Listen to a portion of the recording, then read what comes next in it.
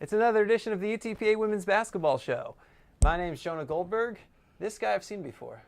Coach Larry Tidwell, head coach of Bronx Women's Basketball. And we really had a good week. Old coach is in a good mood when you put 2 conference wins away from the Western Athletic Conference, and it's good to see. Our players played hard and did a lot of good things. Pick up a 69-50 win over Kansas City, a 66-57 win over Chicago State. Your team now on the cusp of all sorts of history, 13-10, best 23-game start in program history, and you're 1 win away from tying the wins record. Well, I tell you, we're after a lot of fish. There's a lot more bigger fish out there, but you know, getting a winning season here and getting that gorilla with the piano off of your back would be a really good thing. So we're trying our best. We've got some tough road games coming up, but we've still got 3 at home. Then we're back on the road again. We've got a total of 7 games left, plus the conference tournament, a minimum of 8 games left. And so, yeah, we're trying to get there, but we got a lot of big fish to fry, and we're in the last phase of what I call hang 10. We got a possibility of having 10 games left, and we want to win those. So we're going to try to make some things happen and hang 10.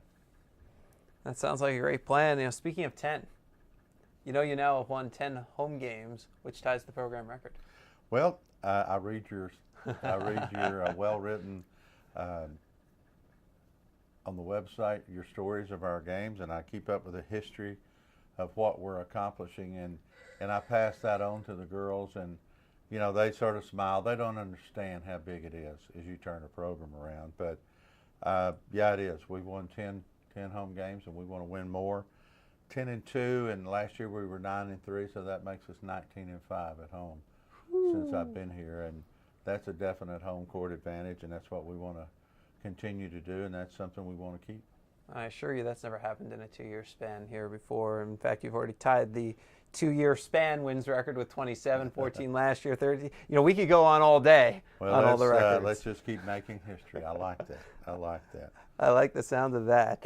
The Bronx making all sorts of history, and we'll always be able to keep up on it on the broadcasts, on these shows, on UTPABronx.com, as we will be tracking it all through the final month, hopefully 2 months of the season. Well, I tell you, you know, as you get into it, you know, the conference tournament, I believe, is March 12th to the 15th. Yeah.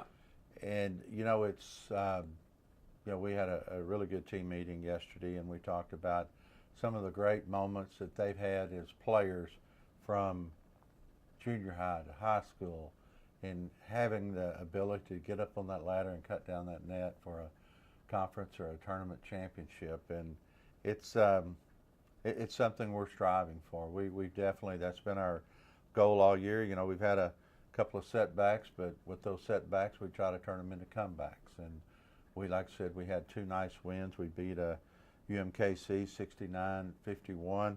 And then we beat a much improved Chicago State team 66-57. Yeah. And both games, you know, we just got it on and played good defense. And, you know, as you play the back end of those 2 games within like a 40-hour time span, you know, they tend to get tough. And once again, our bench proves that they're the best bench in the WAC with outscoring everybody and making some good things happen. Yeah, your bench was fantastic. Outscored Kansas City 17-8. Outscored Chicago State 21-11. And you know, when you can have so much depth coming off your bench, when you look at Shazay Wright, she comes out, she pops 3 threes against Chicago State off the bench. Well, I mean, it's Shazay Wright is such a key ingredient because we can watch and see what you're doing, and she'll figure it out, and then she's going to go score points. I mean, the first game at Chicago State, she had 16, and then I think for the year she's 7 for 8 from the threes against Chicago State. So, but she just means a very, very, she is such a complete player, crafty, smart, draws the fouls. Her free throw percentage, but her 3-point percentage in conference alone is 52%. And so she is knocking the bottom out of the net, and she's going to continue to get out there. Another valuable member off of the bench is Sherelle Price. I mean, just battles. Man, I couldn't ask for anything better. And then you either have Rock or Hilder coming off the bench. Yeah.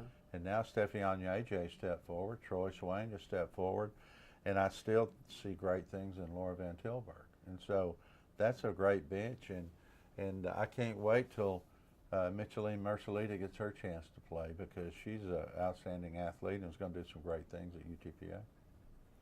Well, you start off with the win over Kansas City, and in that game, every time you looked up, there was a three-pointer falling through the net. 11 well, I of tell them. you, we had 11 of them, and matter of fact, I think the first half we were 7 out of 12, 7 out of 13, something along that line.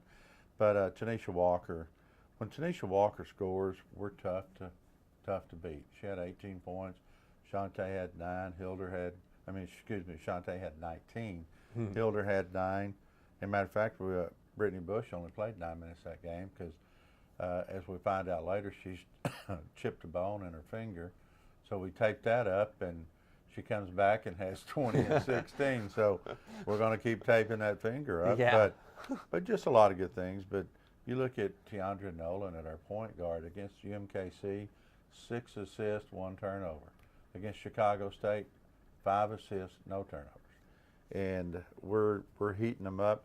UMKC did a good job of handling the ball. We only had 14, we only turned them over 14 times, but we turned Chicago State over 26 times. So, but it's one of the things that we know that if we're going to win and continue to compete for championships, we have to play great defense, and we've got to rebound.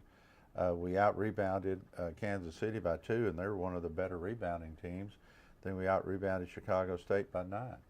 And a lot of that has to do with Brittany Bush against Chicago State. I mean, 16 rebounds, come on. That's quite a few. And then, you're always going to get rebounds from Raquel Preston. Rock is just solid as a rock, and she's hitting her shots and playing with a lot of great confidence and heads up our press. But, you look at on-ball pressure, and I've been coaching for 39 years, and Tanisha Walker on-ball pressure is as good as I've ever seen, and Andrea Nolan's a great defender. Shantae Goff is a very, very good defender, and I want to see her get to the great legendary status, but she's got to get it done out on the floor when it comes to getting those steals and turnovers. But you talked about lightning in a jar. I mean, that young lady is fast. I mean, she gets a lot of stuff done. And then we roll over and play Chicago State within 36 hours. And once again, you look, and Brittany Bush with 20, Shantae Goff with 14, Shazay Wright with 10. You got 3 in double figures. And then Hilder just continues to do the things we need to do. Walker, Stephanie Anya with a nice game. And, we just have got a pretty deep team, and we got to count on that depth in order to win a conference championship, because as you get down to the last 7 games of your league, 6 games of your league, matter of fact, then it's a grind, and you're going to have to grind right in there. And we got two big games coming up at Cal State Bakersfield on Thursday night, and then we go to Seattle within a 36-hour span and play again. And it's we're going to have to have that depth to win. Yeah, we talk all the time about all the history, but these next 2 games, and the history's great, but it's the seeding that we're looking at now. Yeah, you're looking at the seeding in the tournament. I don't know if anybody in our league, the way that they're playing, can beat New Mexico State right now. I know they have to go on the road at Cal State. They have to go on the road at Seattle. Tough places to play. But we've definitely got our hands full ourselves, so I'm not going to worry about them. I'm going to just try to win as many as we can to get the best seeding. And if we take care of business, then we may have a shot of creeping in there and at least getting a piece of the WAC regular season championship, all with everything pointed to the tournament in Las Vegas. And that is going to be an exciting tournament. There's a lot of balance in our league, because right now Utah Valley is playing at a very high level. They won 2 this past week. They beat Cal State Bakersfield and Seattle at Utah Valley. And so great job by the Wolverines, and there's a lot of great basketball left out here. Yeah, a few teams turning around after a slow start, so it's really down the stretch becoming an even more competitive conference. Sure. Oh yeah, it's and there's a lot of young players in our conference, and as they get used to our conference, get used to the travel, the better they play. Well, when we were talking about the games earlier, you mentioned Stephanie Onyeje coming off the bench for some good minutes. You know, she hadn't played in a few games, and now she's been coming off the bench and playing so well. What kind of things were you working on with her in practice? With the main thing that we did with Troy Swain, we're going to make Troy into a scoring guard. And so I took Troy out of the point guard position, moved her to the 2, flipped Stephanie, and Stephanie has the jets to really be a very good point guard. I mean, and she can attack creases. I mean, she can shoot the 3. I mean, she has an excellent chance to really help us win some games down the stretch, and she really plays great on-ball defense like Tanisha Walker. And so she'll be at the point, but she'll be guarding on-ball their point. So it's a lot of different factors we try to do. You know, speaking of the point, you know, we talked a little about Andrea Nolan, 16th in the nation in assisted turnover ratio. She's just meant so much to this team this year. But I looked at conference standings. I think she's 41 assists, 8 turnovers. Yeah.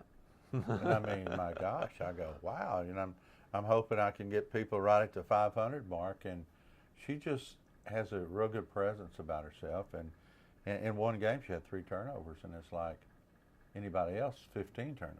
I mean, she takes care of the ball so well. But, yeah, her being 16th in the nation, that doesn't surprise me because she does handle the ball extremely well.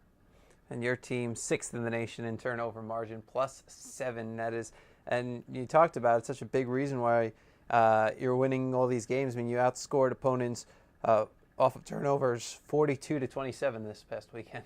Well, I tell you, the taking care of the ball, you know, we try to stress every possession we need to take care of the ball, and I appreciate the knowledge because I didn't know we were 6th in the nation in that category. But when you take care of the ball, that means more shots. And we're not shooting the ball extremely well, but when you take 10 to 15 more shots than your opponent, then you're going to throw some of them in. Exactly. There's no question about that. And you know, it's like we took 20 more shots than Chicago State. We took a dozen more than UMKC. And even though our percentage is not as high, we are getting off some shots, and we will shoot the 3. 34 in one game, 27 in another. And so we will light it up, and they have the green light, and we work on it every day. So hopefully we'll continue to get better. Yeah, between that and the offensive rebounds, the extra possessions, and as long as you have enough possessions, you'll hit your baskets. As long as we have enough possessions, you're right. The more shots we get at it, the more we're going to have go in. So exactly. We're going to keep moving forward. Well, now 12-10, or check that, 13-10. I'm looking at the wrong box score. Let's don't take anything away there. 6-2 in WAC play. Chance to break the record for best conference start in program history on Thursday. You know, we talk about that, tying the program wins record, and then of course a Bakersfield team that's 1 game behind you in the standings, and a chance to create a little separation there too. Well, I tell you, Cal State Bakersfield picked to win it. And I know we were picked right in there with New Mexico State, Seattle, and they play some really tight games. They can score. I mean, my gosh, they have 4 legitimate kids who can score at any time, just like New Mexico State. So we have our hands full, and we're going to have to play great defense, and we're going to have to rebound because they're awful tough to beat on that blue court at home. I mean, it's a hard place to play, but we've got to go in with the mindset that we're going to go up this weekend, Thursday and Saturday, and we're going to win 2 ball games. Yeah, Saturday, that's Seattle U, and you know that's a team that you saw early on in conference play, and you really handled them at home. Yeah, we did. We played that week. You know, we beat Cal State Bakersfield and Seattle, and that was 2 big wins for our program. Not too many people thought we would beat them, and we sort of set ourselves up to do some great things, and then we've had a couple of setbacks. You know, I hate losing at home. I hate losing, but I really hate losing at home. And we just didn't shoot the ball well against Grand Canyon or New Mexico State, and that's our MO. We've got to shoot the ball well. If we shoot the ball in the upper 30s to 40s, we're going to win some games because we are getting extra shots. Well, the Broncs are at Bakersfield Thursday at 9 p.m. and then they're at Seattle U on Saturday at 6 p.m. Those are Central Times. Local time would be 2 hours different, but you can find the links to the live broadcast, the live stats, and all that other fun stuff up at UTPABronx.com. He's Larry Tidwell. He's head coach of the UTPA women's basketball team. And this is the J-Man, the media relations guru for not only UTPA, but maybe for the southwest part of the country. I mean, we're starting to expand your horizons here, Jonah. Well, I won't be able to spend as much time on your team if that happens, though. Oh, well, then let's just keep you right here at home. But if you do get a chance, follow our website. I mean, we have so many great things that we do. We do Facebook, we do Twitter. But go and follow what Jonah does with our media relations, and you're definitely going to be pleased because it is first class in every form and fashion, and we appreciate that, J-Man. Appreciate that, Coach T. And 2, you outkicked your coverage in football terms with your beautiful wife, Elizabeth. Sorry, I never could play football very well, so I don't know what you mean. So I hope she sees that. You better take care of her on Valentine's Day. If not, you will answer to me. Yes, sir. Go Bronx. Go Bronx.